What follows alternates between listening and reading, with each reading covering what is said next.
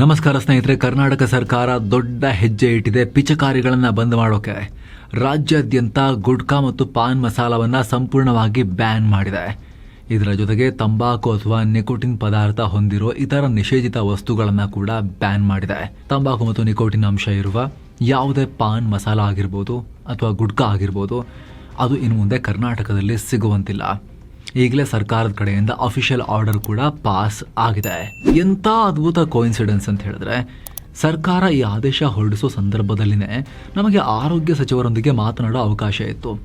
ಅಲ್ಲಿ ಕ್ವಶನ್ ನಾವು ಕೇಳಿದ್ವಿ, ಜೊತೆಗೆ ಈಗ ಈ ಪಿಚಕಾರಿಗಳನ್ನ ಬಂದ್ ಮಾಡೋದು ಹೇಗೆ ಅಂತೇಳಿ. ಹೌದು, ಗುಟ್ಕಾ ಹಾಕೊಂಡು ಹೋಗಿತಾರಲ್ಲ, ಈಗ ನೋಡಿ ಅದರಿಂದ TB ಎಲ್ಲ ಮತ್ತೆ ಹರಡಕ್ ಶುರು ಆಗಿದೆ. ಇದೆಲ್ಲ ಸೆಲ್ಫ್ ಡಿಸಿಪ್ಲಿನ್ ಆಗಬೇಕು ಒಂದು, and government should strict fine.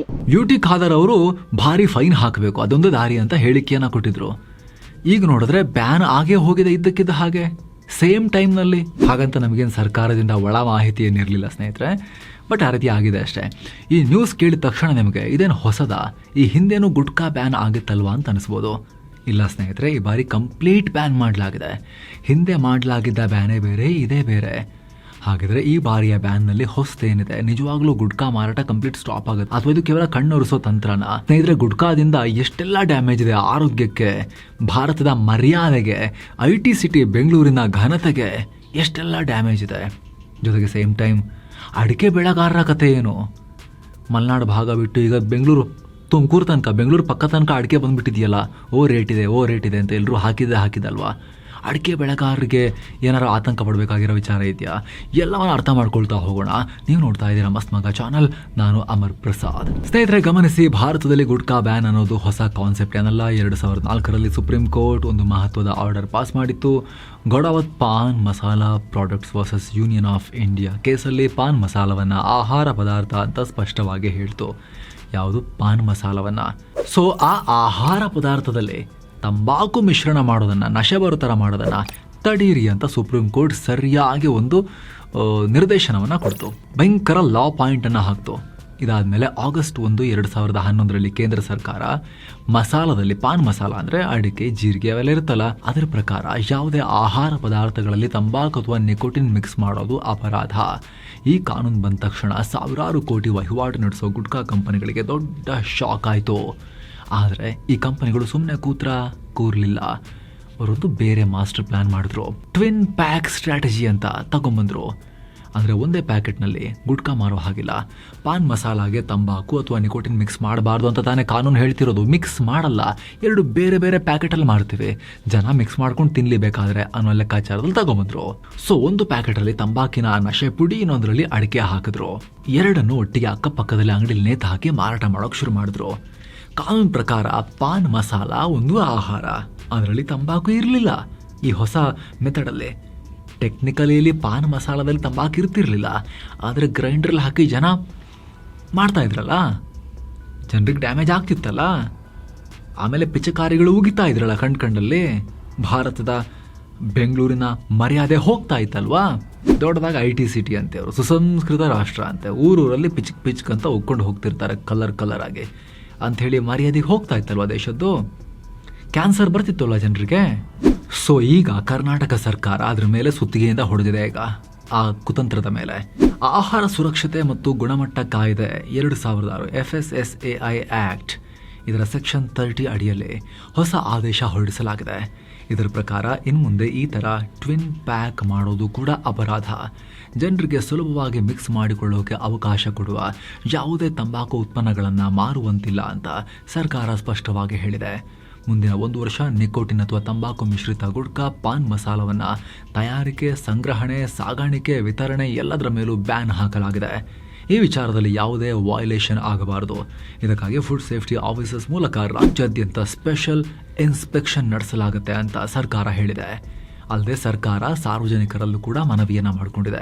ಆರೋಗ್ಯಕರ ಹಾಗೂ ವ್ಯಸನ ಮುಕ್ತ ಕರ್ನಾಟಕವನ್ನು ನಿರ್ಮಿಸುವ ನಿಟ್ಟಿನಲ್ಲಿ ಸಾರ್ವಜನಿಕರು ಸಹಕಾರ ಕೊಡಬೇಕು. ನಿಮ್ಮ ಸುತ್ತಮುತ್ತ ಎಲ್ಲಾದರೂ ಕೂಡ ನಿಷೇಧಿತ ತಂಬಾಕು ಅಥವಾ ನಿಕೋಟಿನ್ ಉತ್ಪನ್ನಗಳ ತಯಾರಿಕೆ, ಮಾರಾಟ ಅಥವಾ ವಿತರಣೆ ಕಂಡು ಬಂದರೆ ಕೂಡಲೇ ಸಂಬಂಧಪಟ್ಟ ಅಧಿಕಾರಿಗಳಿಗೆ ಮಾಹಿತಿ ಕೊಡಿ ಅಂತ ಸರ್ಕಾರ ಹೇಳಿದೆ. UT ಖಾದರ್ ಅವರೇ ಸಚಿವರಾಗಿರೋ ಹೆಲ್ತ್ ಡಿಪಾರ್ಟ್ಮೆಂಟ್ನ ಅಧೀನದಲ್ಲೇ ಕೆಲಸ ಮಾಡೋ ಆಹಾರ ಮತ್ತು ಔಷಧಿ ಸುರಕ್ಷತೆ ವಿಭಾಗದ ಅಧಿಕಾರಿಗಳೇ ಈ ಆದೇಶವನ್ನು ಪಾಸ್ ಮಾಡಿರೋದು.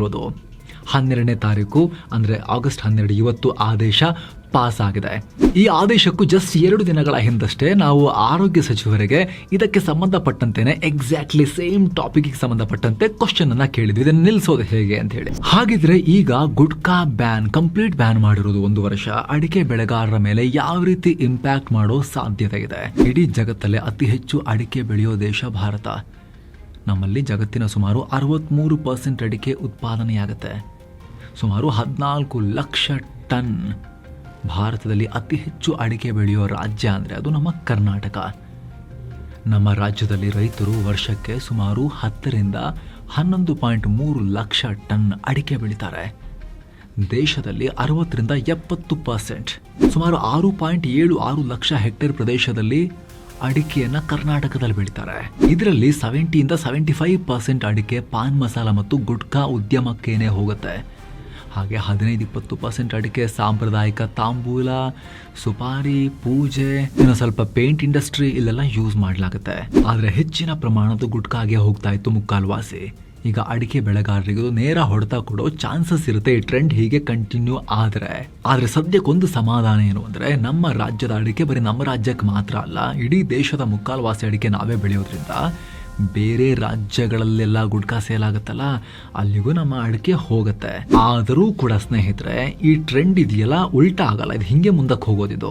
ನಾಗರಿಕತೆ ಬೆಳೆದಂಗೆ ಇದು ಚೆನ್ನಾಗಿಲ್ಲ, ಒಳ್ಳೇದಲ್ಲ ಅಂತ ಗೊತ್ತಾದ್ಮೇಲೆ ಹಂತ ಹಂತವಾಗಿ ಅವುಗಳನ್ನ ತ್ಯಜಿಸ್ತಾ ಹೋಗೋದು, ಬ್ಯಾನ್ ಮಾಡ್ತಾ ಹೋಗೋದೇ ಅದು ಆ ಪ್ರೋಗ್ರೆಸ್ ಆಗ್ತಾ ಹೋಗುತ್ತೆ.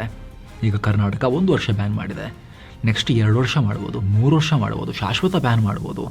ನೋಡ್ಬೇಕು ನಾವು ಏನು ಮಾಡ್ತಾರೆ ಅಂಥೇಳಿ. ಇವಾಗಲೇ ಆಗಲಿಲ್ಲ ಅಂದರೂ ಕೂಡ ಮುಂದಾದರೂ ಆಗ್ಬೋದು. ಒಂದೊಂದೇ ಸ್ಟೇಟ್ ಇದನ್ನು ಅಲ್ಲಿ ಮಾಡಿದಾರೆ, ನೀವು ಯಾಕೆ ಮಾಡಲಿಲ್ಲ ಅಂತ ಬೇರೆ ಕಡೆ ಕೇಳ್ಬೋದು. ಹಂತ ಹಂತವಾಗಿ ಎಲ್ಲ ಕಡೆ ಇದೇ ಟ್ರೆಂಡ್ ಶುರು ಆಗಬಹುದು, ಅಲ್ಲಗಳೇಕಾಗಲ್ಲ. ಹಾಗಾಗಿ ದೊಡ್ಡ ಕ್ವಶನ್ ಮಾರ್ಕ್ ಇದೆ ಅಡಿಕೆ ಬೆಳೆಗಾರರ ಮುಂದೆ. ಆರಂಭದಲ್ಲೇ ಹೇಳಿದ್ವಿ ನಿಮಗೆ, ಕೆಲ ಭಾಗಗಳಿಗೆ ಮಾತ್ರ ಸೀಮಿತ ಆಗಿತ್ತು, ಮಲೆನಾಡು ಹಾಗೂ ಇತರ ಕಡೆ. ಈಗ ಅದು ಅಡಿಕೆಗೆ ರೇಟ್ ಇದೆ ಅಂಥೇಳಿ ಬಯಲು ಸೀಮೆಯಲ್ಲೂ ಕೂಡ ತೆಂಗೆಲ್ಲ ತೆಗೆದು ಅಡಿಕೆಯನ್ನು ಹಾಕಿರೋದು ಕೂಡ ನಾವು ನೋಡಿದ್ದೀವಿ. ಕರ್ನಾಟಕ ಮಾತ್ರ ಅಲ್ಲ, ಅಕ್ಕಪಕ್ಕದ ರಾಜ್ಯಗಳಲ್ಲೂ ಅಡಿಕೆ ಟ್ರೆಂಡ್ ಶುರು ಆಗಿಬಿಟ್ಟಿತ್ತು ಇತ್ತೀಚಿನ ವರ್ಷಗಳಲ್ಲಿ. ಸೊ ಈಗ ಬಿಗ್ ಕ್ವಶನ್ ಮಾರ್ಕ್, ಅಡಿಕೆನ ಎಷ್ಟು ಮಾಸ್ ಆಗಿ ಬೆಳೆದ್ರೆ ಅಷ್ಟು ದೊಡ್ಡ ಪ್ರಮಾಣದ ಪ್ರೊಡಕ್ಷನ್ ಬಂದರೆ ಅದರ ರೇಟ್ ಹೇಗಿರುತ್ತೆ, ಮುಂದೆ ಅದರ ಮಾರ್ಕೆಟ್ ಹೇಗಿರುತ್ತೆ, ಮುಂದೆ ಅದರ ಲೀಗಲ್ ಸ್ಟೇಟಸ್ ಏನಿರುತ್ತೆ ಅಡಿಕೆ ಮತ್ತು ತಂಬಾಕಿದ್ದು. ಬರೀ ಅಡಿಕೆನ ಪ್ಯೂರ್ ಪಾನ್ ಮಸಾಲ ಅದಕ್ಕೇನು ಪ್ರಾಬ್ಲಮ್ ಇಲ್ಲ ಪಾನ್ ತಿನ್ನೋದಕ್ಕೆ, ಅದ್ರ ಜೊತೆ ತಂಬಾಕು ಮಿಶ್ರಣ ಮಾಡೋಕ್ಕೆ ಬಿಡಲ್ವಲ್ಲ. ಹೆಚ್ಚಿಂದು ತಂಬಾಕು ಮಿಶ್ರಣ ಕಾರಣಕ್ಕೋಸ್ಕರನೇ ತಿಂತಾ ಇದ್ರಲ್ಲ ಗುಡ್ಕಾ ಪಿಚಕಾರಿಗಳು. ಸೊ ಆ ಡಿಮಾಂಡ್ ರಿಮೂವ್ ಆದಾಗ ಅದರ ಇಂಪ್ಯಾಕ್ಟ್ ಏನಾಗುತ್ತೆ ಅಡಿಕೆ ಡಿಮಾಂಡ್ ಮೇಲೆ? ಡಿಮಾಂಡ್ ಬಿದ್ದು ಹೋದರೆ ಪ್ರೈಸ್ ಬೀಳುತ್ತಲ್ವಾ? ಈ ಥರದ್ದೆಲ್ಲ ಸಿಕ್ಕಾಪಟ್ಟೆ ಸದ್ಯಕ್ಕೆ ಉತ್ತರ ಇಲ್ಲದ ಕ್ವಶನ್ಸ್ ಇವೆ. ನಾವಿಲ್ಲಿ ಅನಲೈಸ್ ಅಷ್ಟೇ ಮಾಡ್ಬೋದು. ಸರ್ಕಾರ 1 ವರ್ಷ ಅಂತ ಅಷ್ಟೇ ಹೇಳಿದೆ, ಮುಂದೆ ಯಾವ ರೀತಿ ಇದು ಅನ್ಫೋಲ್ಡ್ ಆಗುತ್ತೆ ಅನ್ನೋದನ್ನು ನೋಡ್ಬೇಕು ನಾವು. ಕ್ಯಾನ್ಸರ್ ಕಾರ್ಖಾನೆ, ಸ್ಲೋ ಪಾಯ್ಸನ್ ಗುಟ್ಕಾ. ಸ್ನೇಹಿತರೆ, ಸರ್ಕಾರ ಯಾಕೆ ಬ್ಯಾನ್ ಮಾಡ್ತಾ ಇದೆ? ಮುಖ್ಯ ಕಾರಣ ಸಾರ್ವಜನಿಕರ ಆರೋಗ್ಯ. ಗುಟ್ಕಾ ಅಂದರೆ ಬರೀ ಅಡಿಕೆ, ಸುಣ್ಣ, ಕಾಯಿಯ ಮಿಶ್ರಣ ಅಲ್ಲ, ಅದೊಂದು ಸ್ಲೋ ಪಾಯ್ಸನ್. ಇದರಲ್ಲಿ ಮ್ಯಾಗ್ನೀಷಿಯಂ ಕಾರ್ಬೋನೇಟ್ ಅನ್ನೋ ಅತ್ಯಂತ ಅಪಾಯಕಾರಿ ಕೆಮಿಕಲ್ ಇರುತ್ತೆ. ಇದನ್ನು ನಿರಂತರವಾಗಿ ತಿಂದರೆ ಬಾಯಿಯ ಕ್ಯಾನ್ಸರ್ ಬರೋದು ಬಹುತೇಕ ಗ್ಯಾರಂಟಿ. ಇವತ್ತು ಇಡೀ ವಿಶ್ವದಲ್ಲಿ ಅತಿ ಹೆಚ್ಚು ಓರಲ್ ಕ್ಯಾನ್ಸರ್, ಬಾಯಿ ಕ್ಯಾನ್ಸರ್ ರೋಗಿಗಳಿರೋದು ಪಿಚಕಾರಿಗಳು ಜಾಸ್ತಿ ತುಂಬಿರೋ ಭಾರತದಲ್ಲಿ. ಇಂಡಿಯಾ ಕ್ಯಾನ್ಸರ್ ಸೊಸೈಟಿ ಪ್ರಕಾರ ದೇಶದಲ್ಲಿ ಪ್ರತಿ ವರ್ಷ 1 ಲಕ್ಷಕ್ಕೂ ಅಧಿಕ ಓರಲ್ ಕ್ಯಾನ್ಸರ್, ಬಾಯಿಯ ಕ್ಯಾನ್ಸರ್ ಕೇಸಸ್ ರೆಕಾರ್ಡ್ ಆಗ್ತಿವೆ. ಆರಂಭದಲ್ಲಿ ಗುಟ್ಕಾ ತಿನ್ನೋರಿಗೆ ಸಬ್ ಮ್ಯೂಕಸ್ ಫೈಬ್ರೋಸಿಸ್ ಅನ್ನೋ ಕಾಯಿಲೆ ಬರುತ್ತೆ. ಅಂದರೆ ಬಾಯಿ ಪೂರ್ತಿಯಾಗಿ ತೆರೆಯೋಕ್ಕಾಗಲ್ಲ, ಗಟ್ಟಿಯಾಗುತ್ತೆ, ಒಳಗಡೆ ಚರ್ಮ ಇಲ್ಲ. ಸ್ವಲ್ಪ ಖಾರ ತಿಂದರೂ ವಿಪರೀತ ಉರಿಯಾಗುತ್ತೆ, ಅದಾದಮೇಲೆ ನಿಧಾನವಾಗಿ ಕ್ಯಾನ್ಸರ್ ಆಗಿ ಕನ್ವರ್ಟ್ ಆಗುತ್ತೆ. ನಮ್ಮ ಕರ್ನಾಟಕದ ಕ್ಯಾನ್ಸರ್ ಹಾಸ್ಪಿಟಲ್ಗಳಲ್ಲಿ ಬಾಯಿಯ ಕ್ಯಾನ್ಸರ್ ರೋಗಿಗಳ ಸಂಖ್ಯೆ ವರ್ಷದಿಂದ ವರ್ಷಕ್ಕೆ ಹೆಚ್ಚಾಗ್ತಾನೇ ಇದೆ. ರಾಜ್ಯದಲ್ಲಿ ಪ್ರತಿ ವರ್ಷ 4,000ಕ್ಕೂ ಅಧಿಕ ಬಾಯಿ ಕ್ಯಾನ್ಸರ್ ಕೇಸಸ್ ಕರ್ನಾಟಕದಲ್ಲೇ ರಿಪೋರ್ಟ್ ಆಗ್ತಾ ಇವೆ. ನಾವು ಗಮನಿಸಬೇಕಾದ ಮತ್ತೊಂದು ಆರ್ಥಿಕ ಲೆಕ್ಕಾಚಾರ ಇದೆ. ಒಂದು ಕಡೆ ಸರ್ಕಾರಕ್ಕೆ ತಂಬಾಕು ಉತ್ಪನ್ನಗಳಿಂದ ಕೋಟ್ಯಂತರ ರೂಪಾಯಿ ಟ್ಯಾಕ್ಸ್ ಬರ್ತಿರ್ಬೋದು. ದೇಶಕ್ಕೆ ತಂಬಾಕು ಉತ್ಪನ್ನಗಳಿಂದ ಸುಮಾರು 76,000 ಕೋಟಿ ರೂಪಾಯಿ ಕಂಟ್ರಿಗೆ ಆದಾಯ ಬರ್ತಾ ಇದೆ. ಆದರೆ ಆ ಟ್ಯಾಕ್ಸ್ ಹಣಕ್ಕಿಂತ 10 ಪಟ್ಟು ಹೆಚ್ಚು ಹಣವನ್ನು ಸರ್ಕಾರ ಆ ರೋಗಿಗಳ ಕುಟುಂಬ ಕ್ಯಾನ್ಸರ್ ಚಿಕಿತ್ಸೆಗೆ ಖರ್ಚು ಮಾಡಬೇಕಾಗಿರೋ ಪರಿಸ್ಥಿತಿ ಇದೆ. ಒಬ್ಬ ಮನೆಯ ಯಜಮಾನ ಅಥವಾ ಯಜಮಾನಿ ದುಡ್ಡು ತರ್ತಾ ಇರೋ ತಂದೆ ತಾಯಿ ಅವರು ಬಾಯಿ ಕ್ಯಾನ್ಸರ್ ಬಂದು ಮೃತಪಟ್ಟರೆ ಅವರ ಮಕ್ಕಳು, ಮುಂದಿನ ಜನ್ರೇಷನ್ ಕಂಪ್ಲೀಟಾಗಿ ಸರ್ಕಾರಿ ಯೋಜನೆಗಳ ಮೇಲೆ ಡಿಪೆಂಡ್ ಆಗೋ ಪರಿಸ್ಥಿತಿ ಬರ್ಬೋದು. ಚೈಲ್ಡ್ಹುಡ್ಡಲ್ಲೇ ಪೇರೆಂಟ್ಸನ್ನು ಕಳ್ಕೊಂಡ್ರೆ ಅದು ಕೂಡ ದೊಡ್ಡ ಕಾಸ್ಟ್ ಅಲ್ವಾ ಸರ್ಕಾರಕ್ಕೆ, ಸಮಾಜಕ್ಕೆ ದೊಡ್ಡ ಪೆಟ್ಟಲ್ವಾ ಅದು ಕೂಡ. ಒಬ್ಬ ಕ್ಯಾನ್ಸರ್ ರೋಗಿಗೆ ಟ್ರೀಟ್ಮೆಂಟ್ಗೆ ಏನಿಲ್ಲ ಅಂದರೂ ಕೂಡ 3 ರಿಂದ 3.5 ಲಕ್ಷ ರೂಪಾಯಿ ಮಿನಿಮಮ್ ಖರ್ಚಾಗುತ್ತೆ. ಸಿವಿಯರ್ ಕೇಸ್ ಇದ್ದರೆ ಇನ್ನೂ ಡಬಲ್ಗಿಂತಲೂ ಜಾಸ್ತಿ ಆಗುತ್ತೆ. ಹೀಗಾಗಿ ಆರೋಗ್ಯದ ಮುಂದೆ ಆದಾಯ ಅಷ್ಟು ಮುಖ್ಯ ಆಗೋದಿಲ್ಲ. ಯುವ ಜನತೆಯನ್ನು ದುಶ್ಚಟದಿಂದ ಪಾರು ಮಾಡಿ ಒಂದು ಆರೋಗ್ಯವಂತ ಕರ್ನಾಟಕ ನಿರ್ಮಾಣ ಮಾಡಬೇಕು. ಬಡವರನ್ನು ಕ್ಯಾನ್ಸರ್ನಿಂದ ರಕ್ಷಿಸಬೇಕು. IT ಕಂಪ್ನಿಲಿ ಇರೋರು, IITಲಿ ಓದಿ ಬಂದವರು, ಶ್ರೀಮಂತರು, ಮರ್ಸಿಡೀಸ್ ಬೆನ್ಸಲ್ಲಿ ಓಡಾಡೋರು, ಅವರೇನು ಈ ಹೋಪ್ಲೆಸ್ ಫೆಲೋಸ್ ತೋರಿಸ್ತಾರಲ್ಲ ಕಣದಲ್ಲೂ ಸಾವು ಅಂತೆಲ್ಲ, ಆ ಥರ ಏನಾದರೂ ಈ ಶ್ರೀಮಂತರು ತಿಂತಾರಾ ಈ ಗುಟ್ಕಾನ? ಪಿಚಕಾರಿಗಳು ಅವರು ಆಗ್ತಾರಾ? ಅವರು ತೋರಿಸೋದು ಅಷ್ಟೇ ಜಾಹೀರಾತು ಕೊಟ್ಟು, ಅದು ಕೂಡ ಸರೋಗೇಟ್ ಅಡ್ವರ್ಟೈಸಿಂಗ್, ಇಂಡೈರೆಕ್ಟ್ ಅಡ್ವರ್ಟೈಸಿಂಗ್. ಜನ ತಿನ್ನೋದೇನು ತಂಬಾಕು ಮಿಕ್ಸ್ ಮಾಡಿಕೊಂಡು ಆ ಗುಟ್ಕಾ. ಆಮೇಲೆ ಯಾರು ಬಡವರು, ತುಂಬ ಕಡು ಬಡವರು, ಕಾರ್ಮಿಕರು, ಇವರೇ ಜಾಸ್ತಿ ತಿನ್ನೋದಿನ. ಶ್ರೀಮಂತರು ಎಲ್ಲಿ ತಿಂತಾರೆ? ತಿನ್ಬೋದು ಅಲ್ಲಿ ಇಲ್ಲಿ ಕೆಲವರು, ತುಂಬ ಕಮ್ಮಿ ಅವ್ರ ಪ್ರಮಾಣ. ನಂಬರ್ಸ್ ತೆಗೆದು ನೋಡಿದಾಗ ನಿಮಗೆ ಶಾಕ್ ಆಗುತ್ತೆ. ಹೆಚ್ಚಿನವರು, ಮೆಜಾರಿಟಿ ಇದರಲ್ಲಿ ಬಡವರು, ಕಡು ಬಡವರು, ಕಾರ್ಮಿಕರು. ಹೀಗಾಗಿ ಅವ್ರನ್ನ ಕಾಪಾಡಬೇಕು ಸ್ನೇಹಿತರೆ. ಜೊತೆಗೆ Bengaluru silicon city, Karnataka progressive state, ಇದರ ಮರ್ಯಾದೆ ಪ್ರಶ್ನೆ ಕೂಡ.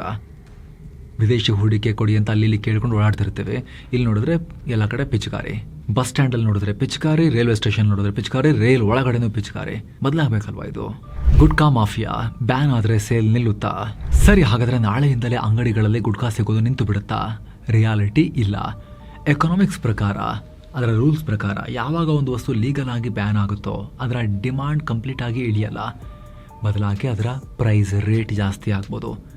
ನಿನ್ನ 5 ರೂಪಾಯಿಗೆ ಸಿಗ್ತಾ ಇದ್ದ ಗುಟ್ಕಾ ಪ್ಯಾಕೆಟ್ ಬ್ಯಾನ್ ಆದ ಮಾರನೇ ದಿನ 15 ರಿಂದ 20 ರೂಪಾಯಿಗೆ ಸೇಲ್ ಆಗ್ಬೋದು. ಕಡೆಯಲ್ಲಿ ಉಳಿದಿರೋ 4 ಬಿಸಿ ದೋಸೆ ತಗೊಳ್ಳಿ ಅಂತ ಹೇಳಿ. ಜೊತೆಗೆ ಮೇಲಾಗಿ ಕಳ್ಳ ಸಾಗಾಣಿಕೆ, ಬ್ಲ್ಯಾಕ್ ಮಾರ್ಕೆಟ್ ಕ್ರಿಯೇಟ್ ಆಗ್ಬೋದು. ಪಕ್ಕದ ರಾಜ್ಯಗಳಿಂದ ಕಳ್ಳ ಸಾಗಾಣಿಕೆ ಮಾಡ್ಬೋದು, ವಿಶೇಷವಾಗಿ ಬಾರ್ಡರ್ ಏರಿಯಾಸಲ್ಲಿ. ಆಂಧ್ರ, ಮಹಾರಾಷ್ಟ್ರ, ಗೋವಾ ಗಡಿಗಳ ಮೂಲಕ ಲಾರಿಗಳಲ್ಲಿ, ತರಕಾರಿ ವಾಹನಗಳಲ್ಲಿ ಗುಟ್ಟಾಗಿ ಗುಟ್ಕಾ ಮೂಟೆಗಳು ಗಡಿ ದಾಟಿ ಬರೋ ಅಪಾಯ ಕೂಡ ಇರುತ್ತೆ. ಜೊತೆಗೆ ಲೋಕಲ್ ಲೆವೆಲ್ನಲ್ಲೂ ಬ್ಲ್ಯಾಕ್ ಮಾರ್ಕೆಟ್ನಲ್ಲಿ ಈ ಇಲ್ಲೀಗಲ್ ಗುಟ್ಕಾವನ್ನು, ತಂಬಾಕು ಉತ್ಪನ್ನಗಳನ್ನು ಕದ್ದು ಮುಚ್ಚಿ ಮಾರಿ ಮಾರಾಟ ಮಾಡೋ ಟ್ರೆಂಡ್ ಕೂಡ ಶುರುವಾಗ್ಬೋದು.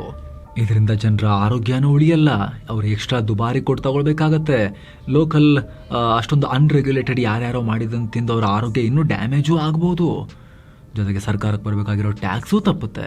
ಈ ಚಾಲೆಂಜ್ ಇದ್ದೇ ಇದೆ. ಮದ್ಯ ನಿಷೇಧ ಮಾಡಿದಾಗಲೂ ಇದೇ ಆಗೋದು ತುಂಬ ಕಡೆ. ಸೊ ಇದನ್ನು ಸರ್ಕಾರ ಹೇಗೆ ಟ್ಯಾಕಲ್ ಮಾಡುತ್ತೆ, ಅದಕ್ಕೆ ಏನು ವ್ಯವಸ್ಥೆ ಮಾಡ್ಕೊಂಡಿದೆ ಅಂತ ನಾವು ನೋಡಬೇಕು. ರಾಜ್ಯಾದ್ಯಂತ ಇರೋ ಸಣ್ಣ ಪುಟ್ಟ ಕಿರಾಣಿ ಅಂಗಡಿಗಳು, ಪಾನ್ ಶಾಪ್ಗಳನ್ನು ಹೆಂಗೆ ಕಣ್ಣಿಡ್ತೀರಾ? Very difficult. ರಾಜ್ಯದ ಫುಡ್ ಸೇಫ್ಟಿ ವಿಭಾಗದಲ್ಲಿ, ಆಹಾರ ಇಲಾಖೆಯಲ್ಲಿ, ಫುಡ್ ಸೇಫ್ಟಿ ಡಿಪಾರ್ಟ್ಮೆಂಟ್ನಲ್ಲಿ ಆಫೀಸರ್ ಸ್ಟ್ರೆಂತ್ ಇರೋದೇ 210. ಅದರಲ್ಲಿ ಭರ್ತಿ ಆಗಿರೋದು ಬರೀ 97 ಪೋಸ್ಟ್ ಮಾತ್ರ. 57% ಇರೋದ್ರಲ್ಲೇ ತುಂಬ ಶಾರ್ಟ್ ನಂಬರಲ್ಲಿ 57% ಖಾಲಿ ಇದೆ. ಜೊತೆಗೆ ಬರೀ ಫುಡ್ ಸೇಫ್ಟಿ ಆಫೀಸರ್ಸ್ನ 200 ಜನ ಇಟ್ಕೊಂಡ್ರೂ ಕೂಡ, ಫುಲ್ ಫಿಲ್ ಮಾಡಿದ್ರೂ ಕೂಡ ಸಾಕಾಗಲ್ಲ. ಸ್ಥಳೀಯ ಪೊಲೀಸರು, ಜಿಲ್ಲಾಡಳಿತ, ತಾಲೂಕು ಆಡಳಿತ ಎಲ್ಲರೂ ಒಟ್ಟಾಗಿ ಸೇರಿಸಿದ್ರೆ ಮಾತ್ರ, ಜನ ಕೂಡ ಇದಕ್ಕೆ ಕೋಆಪರೇಟ್ ಮಾಡಿದ್ರೆ, ನಮ್ಮ ಆರೋಗ್ಯದ ಪ್ರಶ್ನೆ ಅಂತೇಳಿ ಅವರು ಕೂಡ ಕೋಆಪರೇಟ್ ಮಾಡಿದ್ರೆ ಮಾತ್ರ ಇದನ್ನು ಸಕ್ಸಸ್ಫುಲಿ ಇಂಪ್ಲಿಮೆಂಟ್ ಮಾಡೋಕ್ಕೆ ಸಾಧ್ಯ. ಬಾಯಿಗೆ ಬಂದಂಗೆ ಬೈಕೊಂಡು, ನಾ ತಿನ್ಕೊಂಡಿದ್ದೆ, ಹೆಂಗೋ ಬದುಕೊಂಡಿದ್ದೆ, ತಿನ್ಕೊಂಡು ಕೆಲಸ ಮಾಡ್ಕೊಂಡಿದ್ದೆ, ಅದನ್ನು ಹೀರ್ಕೊಂಡು ಉಗಿದ್ಕೊಂಡು ಈಗ ಹಾಳು ಮಾಡಿದ್ರು ಅಂಥೇಳಿ ಬ್ಯಾನ್ ಮಾಡಿದವರಿಗೆ ಬಾಯಿಗೆ ಬಂದಂಗೆ ಬೈಕೊಂಡು ಸಿಕ್ಕಿದ್ದು ತಿನ್ನೋಕ್ಕೆ ಶುರು ಮಾಡಿ ಅಡ್ಡದಾರಿ ಹಿಡಿದು ಹಾಳು ಮುಳು ತಿಂದು ಆರೋಗ್ಯನೂ ಹಾಳು ಮಾಡ್ಕೊಳ್ಳೋದಲ್ಲದೆ ಈ ಇಡೀ ಪ್ಲಾನನ್ನೇ ಫೇಲ್ ಮಾಡಬಾರ್ದು ಜನರು ಕೂಡ. ಈ ಬಗ್ಗೆ ನಿಮ್ಮ ಒಪಿನಿಯನ್ ಏನು ಸ್ನೇಹಿತರೆ? ಮಿಸ್ ಇಲ್ಲೇ ಕಾಮೆಂಟ್ ಮಾಡಿ ತಿಳಿಸಿ. ನೀವು ಅಡಿಕೆ ಬೆಳೆಗಾರರಾಗಿದ್ದರೆ ನಿಮ್ಮ ಒಪಿನಿಯನ್ ಹೇಳಿ ಸ್ನೇಹಿತರೆ. ಹಾಗೆ ನೀವು ಸಿಂಪಲ್ ನಾಗರಿಕರಾಗಿ ನಿಮಗೇನಿಸ್ತು ನೀವು ಕೂಡ ತಿಳಿಸಿ. ಯಾರಾದರೂ ಪಿಚಕಾರಿಗಳು ನೋಡ್ತಾ ಇದ್ದರೆ ನಿಮಗೇನಿಸ್ತಾ ಇದೆ? ಬೇಸರ ಆಗ್ತಿದೆಯಾ ಅಥವಾ ನಮ್ಮ ಒಳ್ಳೆಯದಕ್ಕೆ ಅಂತ ಅನಿಸ್ತಾ ಇದೆಯಾ? ಅದನ್ನು ಕೂಡ ಕಾಮೆಂಟ್ ಮಾಡಿ ತಿಳಿಸಿ. ಹಾಗೆ ಸ್ನೇಹಿತರೆ, ಕಡದಾಗಿ ನಿಮ್ಮಲ್ಲಿ ಒಂದು ಮನವಿ. ವಿಡಿಯೋ ಕೆಳಗಿರೋ ಜಾಯಿನ್ ಬಟನ್ ಮೂಲಕ ಆಸಕ್ತ ವೀಕ್ಷಕರು ನಮ್ಮ ಚಾನಲ್ಗೆ ಮೆಂಬರ್ಸ್ ಆಗಿ ಜಾಯಿನ್ ಆಗ್ಬೋದು. ಎಲ್ಲ ಮೆಂಬರ್ ಓನ್ಲಿ ವೀಡಿಯೋಸನ್ನು ಕೂಡ ಆವಾಗ ನೋಡೋಕೆ ಶುರು ಮಾಡ್ಬೋದು. ಹಲವಾರು ವಿಡಿಯೋಗಳ ಅರ್ಲಿ ಆಕ್ಸೆಸ್ ಕೂಡ ಪಡಿಬೋದು. ನಿಮ್ಮ ಒಂದೊಂದು ಮೆಂಬರ್ಶಿಪ್ ಕೂಡ ನಮ್ಮ ಚಾನಲ್ಗೆ ನೀವು ಕೊಡೋ ಅತಿ ದೊಡ್ಡ ಬೆಂಬಲ ಕೂಡ ಹೌದು. ಆಸಕ್ತ ವೀಕ್ಷಕರು ವಿಡಿಯೋ ಕೆಳಗಿರೋ ಜಾಯಿನ್ ಬಟನ್ ಮೂಲಕ ನಮ್ಮ ಚಾನಲ್ಗೆ ಮೆಂಬರ್ಸ್ ಆಗಿ ಜಾಯಿನ್ ಆಗಿ ಸ್ನೇಹಿತರೆ. ಮತ್ತೆ ಭೇಟಿ ಆಗ್ತಿರೋಣ. ನಮಸ್ಕಾರ.